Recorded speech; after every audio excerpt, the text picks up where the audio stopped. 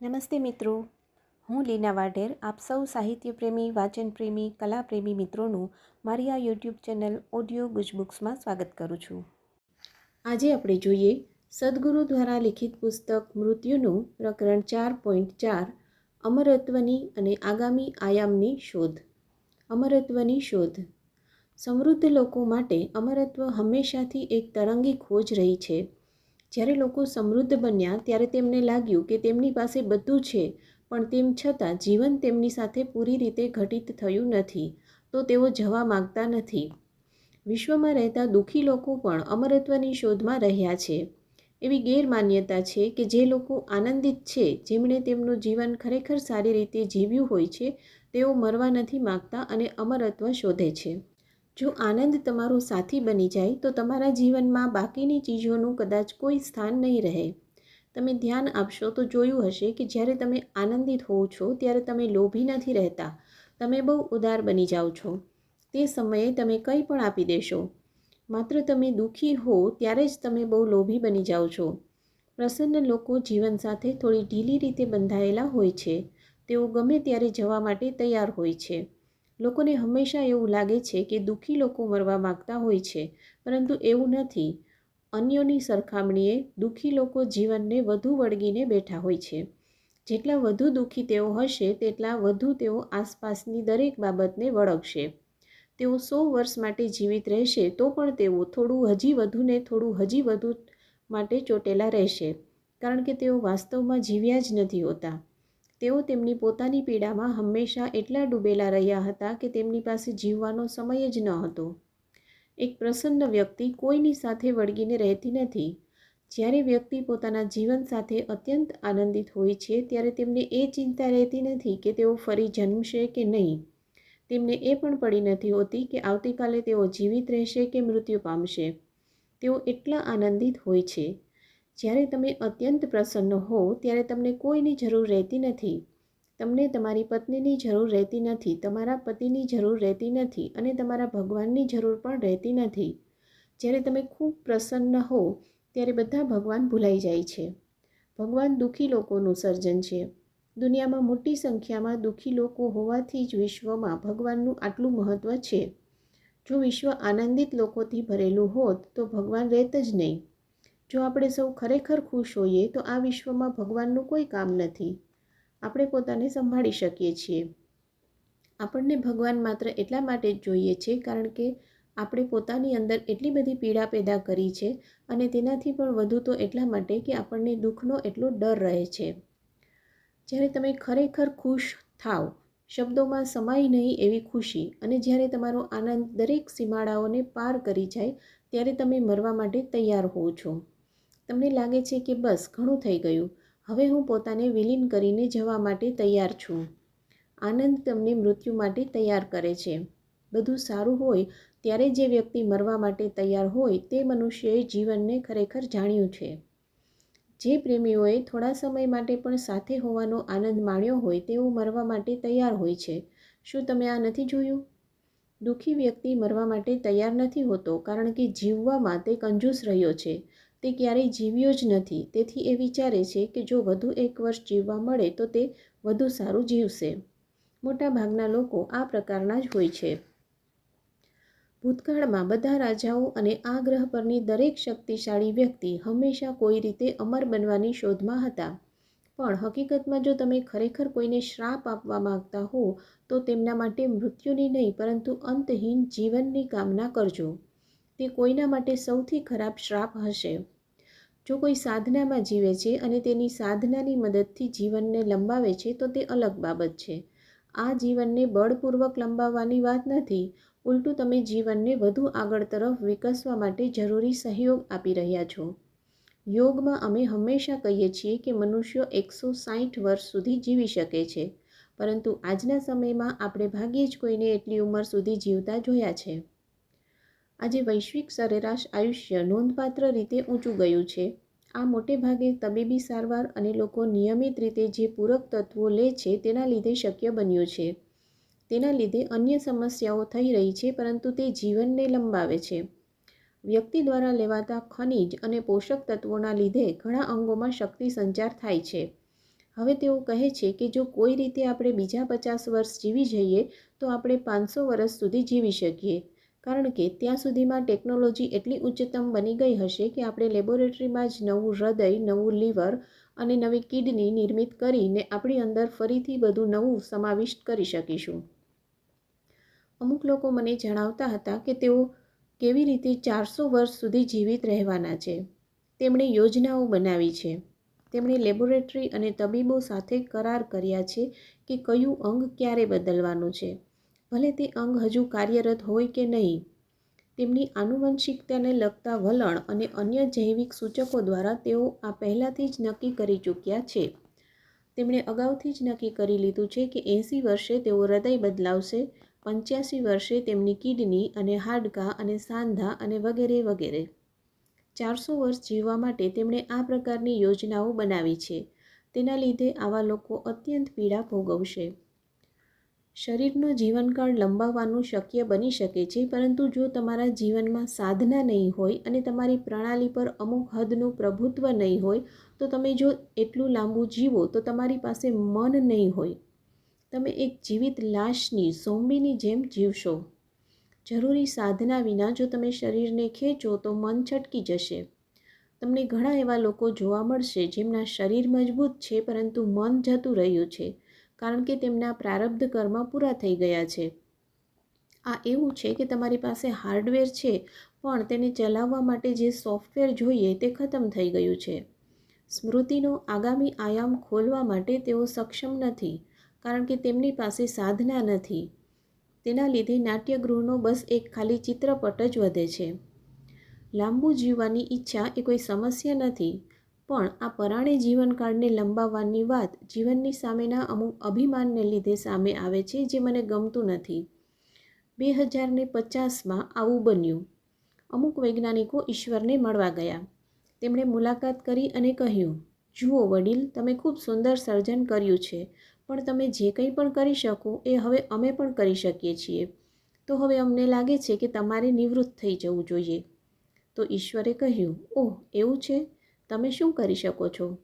વૈજ્ઞાનિકોએ કહ્યું, તમે આ જુઓ. તેમણે કસનળી અને શંકુ આકારની કાચની બોટલને એ બધા ઉપકરણો બહાર કાઢ્યા. તેમણે થોડી માટી લીધી અને તેમાં અમુક ચીજો ભેળવીને એક જીવિત બાળક ઉત્પન્ન કર્યું અને તે રડવા લાગ્યું. જોયું, આ રહ્યું. અમે જીવનનું નિર્માણ કરી શકીએ છીએ. તો હવે તમારી ક્યાં જરૂર છે?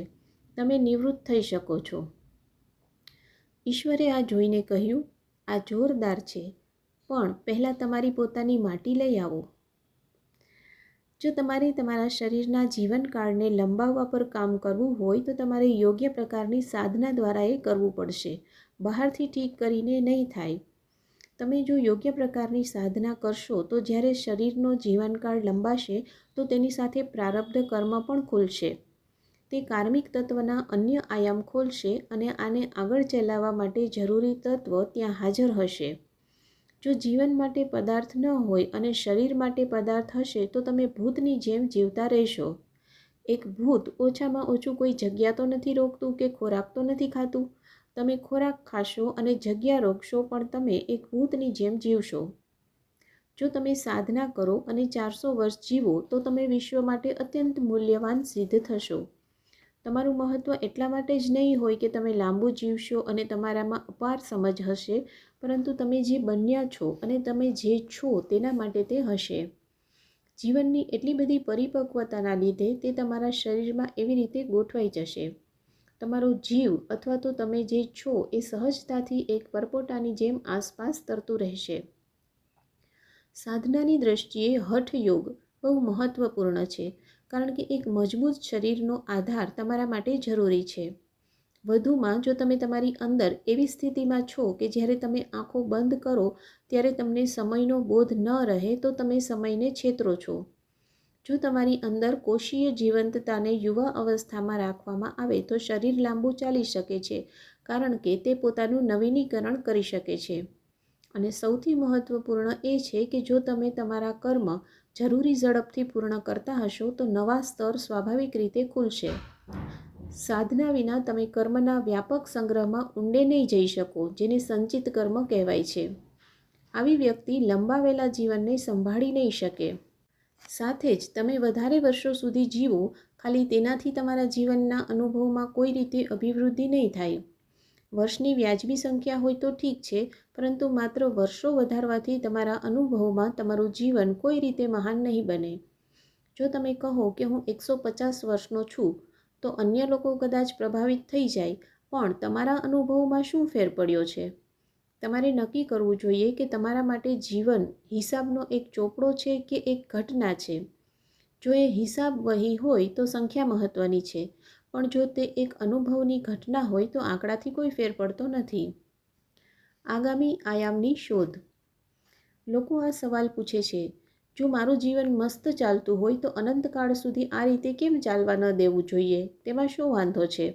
બીજા કશાયની ખોજ શા માટે કરવી જોઈએ? હવે એવું નથી કે આપણે આનાથી પીડિત છીએ તેથી આગળ વધવા માગીએ છીએ.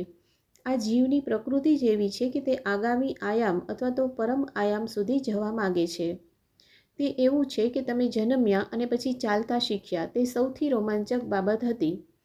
પછી તમે મોટા થયા અને તમારા લગ્ન થયા, તમે પૈસા કમાયા, તમે બાળકો પેદા કર્યા અને તમે મૃત્યુ પામ્યા. અને તમે ફરી પાછા જન્મ્યા, ફરી તમે ઊભા થવાથી રોમાંચિત હતા અને સાયકલ ચલાવવામાં પણ તમને રોમાંચ થતો હતો. અને ફરી તમે તમારા બોયફ્રેન્ડને મળ્યા અને તમે ખુશ હતા. અને ફરી તમે નિરાશ થયા અને ફરી તમે લગ્ન કરી લીધા. આવું વારંવાર બની રહ્યું છે. માની લ્યો કે તમને તેના વિશે ખરેખર ખબર પડી જાય. કોઈ કહે છે એટલા માટે નહીં, પરંતુ તમે વાસ્તવિક રીતે એ જાણી લો કે તમે 1000 વખત એક જ ચીજ કરી છે અને હજુ પણ એ જ પ્રક્રિયામાંથી વારંવાર પસાર થઈ રહ્યા છો. તો શું તમે તેમાંથી ફરીથી પસાર થવા માગશો? લોકોના મસ્ત જીવન વિશે. લોકોને લાગે છે કે જો તેમના લગ્ન થયેલા હોય, તેમની પાસે ઘર હોય, બાળકો હોય અને બેંકમાં પુષ્કળ પૈસા હોય તો તેઓ સારી રીતે જીવી રહ્યા છે. એવું નથી. સારી રીતે જીવવું એટલે તમે જીવનના દરેક પાસાઓની સમજ મેળવી લીધી છે. એક વખત જો તમે જીવન વિશે જે કંઈ જાણવાનું છે તે બધું જાણી લીધું હોય તો તમે તે સ્મૃતિના પરપોટાને તોડી નાખો છો, જેમાં તમે આ દરેક બાબતનો સંગ્રહ કરીને રાખો છો. જો તમારી અંદર એ બધું તૂટી જાય તો ચોક્કસપણે તમે આગામી આયામ તરફ જવા માગશો. એક વખત કોઈને ખબર પડી જાય કે તે એકને એક ચીજ વારંવાર કર્યા કરે છે તો તેઓને પીડા થશે. તેઓ આગામી આયામ તરફ જવા માગશે. અથવા બીજી રીતે જોઈએ, માની લો કે તમારી મનપસંદ ફિલ્મ તમને વારંવાર બતાવવામાં આવે, દિવસમાં 7 વખત અને 1 મહિના સુધી દરરોજ આ ક્રમ ચાલે. છેવટે એ તમારી સૌથી પસંદગીની ફિલ્મ છે અને તમને બહુ ગમે છે. શરૂઆતમાં 5 કે 10 વખત તમે જોઈને બહાર આવશો તો તમારી આંખોમાં આંસુ હશે, પણ પછી સિવાય કે તમે સાવ પાગલ નહીં થઈ ગયા હો તો તમને ખબર પડશે કે તે માત્ર પ્રકાશ અને અવાજની રમત છે. જ્યારે તમે તેમાં લિપ્ત નહીં થાઓ ત્યારે તમે માત્ર બેસીને તેને જોયા કરશો. વધુમાં, ધારો કે જો હું તમને પ્રોજેક્ટર રૂમમાં પણ લઈ જાઉં તો તમારી અંદર વાસ્તવિક રીતે એ વાત ઊંડી ઉતરી જશે કે આ આખી ચીજ માત્ર 2 પૈડા અને એક લાઇટ બલ્બનો ખેલ છે, જે તમને છેતરીને તમારી અંદર લાગણીઓ ઉભરાવીને તમને બધું માનવા માટે તૈયાર કરી દે છે. તમે કદાચ હજુ પણ ફિલ્મનો આનંદ માણી શકો છો, પરંતુ તમે હવે તેમાં લિપ્ત નહીં થાઓ. આગામી આયામમાં જવાની ઝંખના ખાસ કરીને ત્યારે અત્યંત તાકીદની બને છે જ્યારે તમે પાછળ વળીને જુઓ અને તમને સમજાય કે લાંબા સમયથી તમે એક જ ફિલ્મમાં છો. આ આયામ આ અને તે વિશે છે. તમારા મનની વર્તમાન સ્થિતિમાં આ અને તે અથવા તે અને તે અત્યારે રસપ્રદ છે, પરંતુ આગામી આયામ એ આ અને માત્ર આ જ છે. જે ઘણા બધા લાગે છે તે એક જ નીકળશે. અત્યારે એ તમને કદાચ રસપ્રદ નહીં લાગે, કારણ કે તમે અત્યારે જે આયામમાં છો તેમાંથી જ વિચારી શકો છો, અનુભવી શકો છો, સમજી શકો છો અને પ્રક્ષેપિત કરી શકો છો. પણ એ એવું જ છે. જેટલું જલ્દી તમે એ સમજી જાઓ કે તમે એના એ જ આયામમાં છો તો તેનાથી પરે જવાની ઝંખના તેટલી જ વધુ થશે. એ ન સમજાય ત્યાં સુધી તમને તેમાં રસ નહીં પડે. અસ્તુ. તો અહીંયા પ્રકરણ 4 પૂરું થાય છે. તો મિત્રો, આઈ હોપ કે તમને આજનું આ વાંચન જરૂરથી ગમ્યું હશે. તમને આજનું વાંચન કેવું લાગ્યું એ મને કોમેન્ટ કરીને ચોક્કસથી જણાવજો. અને તમારા અન્ય સાહિત્ય પ્રેમી મિત્રો કે જેઓ સમયના અભાવે કે અન્ય કોઈ કારણસર નિયમિત રીતે વાંચી નથી શકતા, તો આ ઓડિયો ચેનલ તમારા માટે જ છે. એવા મિત્રોને આ ઓડિયો વધુને વધુ શેર કરો.